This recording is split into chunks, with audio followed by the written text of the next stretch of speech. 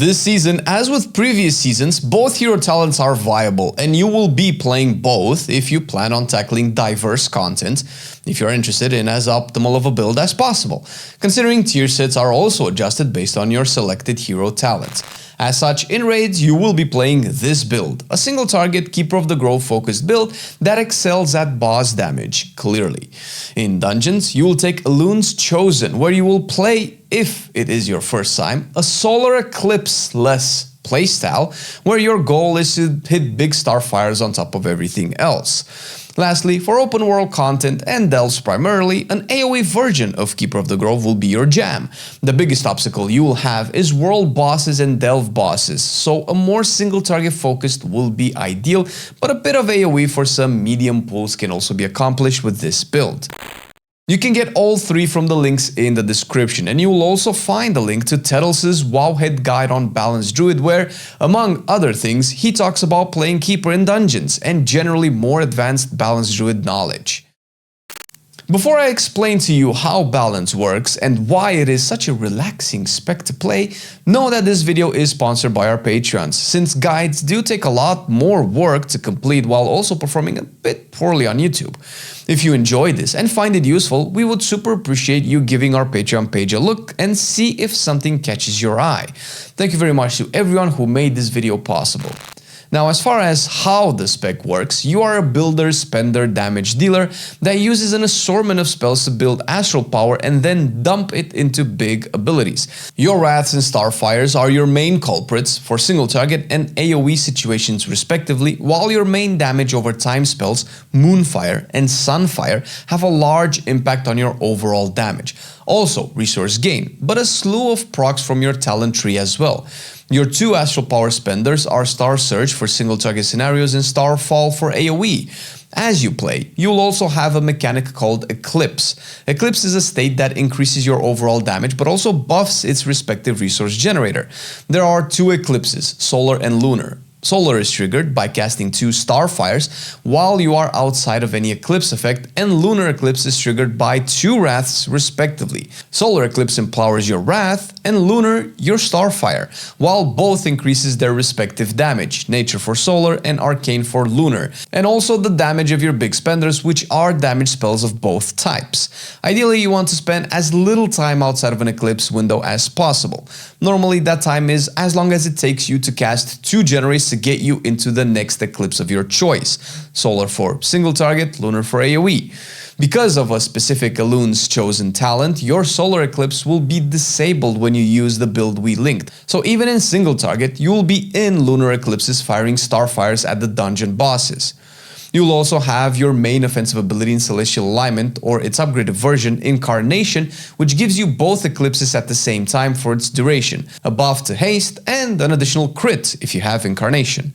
In raids, you'll play an extra offensive cooldown with Convoke, while in dungeons you'll have very frequent casts of Fury of Elune to keep you busy in an otherwise very simple and predictable rotation. Speaking of, when you open in single target, provided you can get these two out before the boss is pulled, use Wrath twice and apply your Moonfire and Sunfire.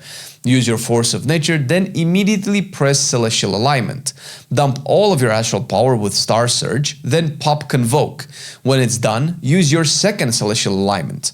This opener makes sure you take advantage of your tier set and hero talents for as much of a burst as possible, since outside of using these cooldowns together, most of the time you will just follow a simple priority list for your rotation. Your main objective is to never let your Moonfire and Sunfire drop from your target, since they activate your mastery that buffs your damage based on the number of dots your enemy has. Use Celestial Alignment on cooldown and try to also pair your Force of Nature with it. Ideally, you want to also pair up Convoke with these for more burst, but make sure that neither Convoke nor the trees cap you on astral power by spending it on Star Surges appropriately. The next thing you want to make sure, especially if your Celestial Alignment is expired, is that you are working into getting your next Solar Eclipse with two Starfires. If you did everything so far, you'll just fill in with Wraths to generate more astral power. In AoE, there isn't as much of an opener as it is your normal spell priority. You want to start putting your Moonfires and Sunfires on every single enemy, provided they won't just die in the next few seconds. Cast your Fury of Elune before any major damage dealing event, Ideally on cooldown as well, since with Elun's Chosen as your hero talent, you will have a lot of cooldown reduction on it. If it's available, use your Incarnation ideally at the beginning of a big pack, or if the mobs will live long enough for you to use the damage from it effectively.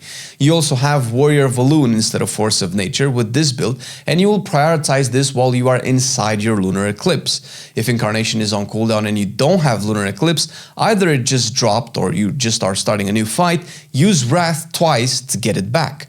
Don't cap on Astral Power by spending it on Starfall, and similar to the single target situation, fill in and generate Astral Power with Starfires. I play all specs live on our stream at twitch.tv/Marcelian&Flame, and you can catch me live almost every day. If you have any questions or just want to chat, feel free to drop by and say hi. There are a few tips I want to talk about that I have found helpful with Balance. First, this is so important that it's worth saying twice, your Moonfire and Sunfire has to be on every enemy you fight and can never drop from your target. You lose out on a lot of damage this way, and tied to this point in dungeons, if your tank is pulling a lot of mobs, which he should, you will spend quite a bit of time pressing your dots, and inevitably you'll reach max astral power. Don't let that happen, since the priority list we mentioned assumes everything is ready and prepped for you, but sometimes the actual prep work can take longer based on your pulls. Outside of these, remember you are a druid. You have the best dispel this season with Remove Corruption, taking away curses and poisons, the two big hitters in dungeons. Additionally, although it has become a meme, your bear form is a really good defensive in that you always have access to it. You don't have a cooldown on it, but you do lose out on damage since, well, you are a bear when you press it. You can also couple it with a frenzied regen if shit is really tough and your healer cannot keep you up. It sucks, but you will live to be able to use your battle resurrect ability on a party member that messed up and died. Speaking of, bear form or any other shapeshift will remove roots and slows from you. This is particularly good with traps in Priory, for instance, that also apply a strong bleed. Removing the root from them also removes the bleed. This happens often when a movement impairing effect has a damage component, and removing it takes the damage away as well. Your biggest crowd control combo that will make you invaluable in a dungeon group is a combination of 3 abilities. Ursol's Vortex traps enemies in its center, while Typhoon pushes them away. If you use these back to back, it will snap all of them back to the center of the vortex, after which you can use your Solar Beam and instantly silence all casters present. Of course, you can use these separately, but this combo is usually a tank combo to control a lot of casters, and you are the only DPS spec in the game that can do anything similar to that on a much shorter cooldown than most tanks to boot. Just make sure you don't Typhoon enemies all over the place. Your Warlocks and Death Knights will hate your guts. When gearing up, aim for the most amount of intellect possible on items that have it. Otherwise, mastery will be your best stat, followed by haste, and crit with versatility at the bottom. This is an easy way to get an idea of what your gear should be like. You can also sim for a better result, but that requires going to a separate website, and we want you to go and play already. Lastly, your tier set is mostly passive, but it does influence your choices in your rotation a bit. For instance, your Keeper of the Grove has 2 parts. Your 2 set summons a Dryad that deals damage. All well and good. The more buffs and cooldowns you have out at that time, the more damage it deals, and that matters with your 4 set. When your Dryad expires, your next 2 Star Surges are giga buffed based on the damage that the Dryad did, and you ideally want to throw them out while you still have some sort of damage amplifications. In the rotation, remember I told you to cast your second charge of Celestial Alignment, and that's because it would normally match with the time your giga Star Surges would come out. Your Elun's Chosen is less impactful, but important to understand why you still shoot out Starfires in single target. This expansion, this rule kind of went back and forth based on the tuning, but with the 2 set now, it's more or less a staple now that Starfire is casted in single target, however counterintuitively, since it launches Star Surges as well. Your 4 set just makes your Fury of Elun stronger and your free Star Surges stronger while hitting 3 more enemies. All you need to know is never waste Fury of Eluns. We simplified the spec a bit, albeit it was already way simpler than other guides we made, but don't think there isn't more to learn if your goal is to constantly improve.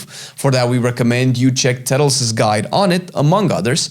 and also the Dream Grove Discord, where you can find more helpful links to helpful resources on top of having people to talk to regarding any Balance Druid questions you might have. And if you are an enjoyer of the simple life while blasting meters, know that we have a Beast Mastery guide out as well that you can check. Easy talents, simple rotation, a lot of damage, what's there not to love?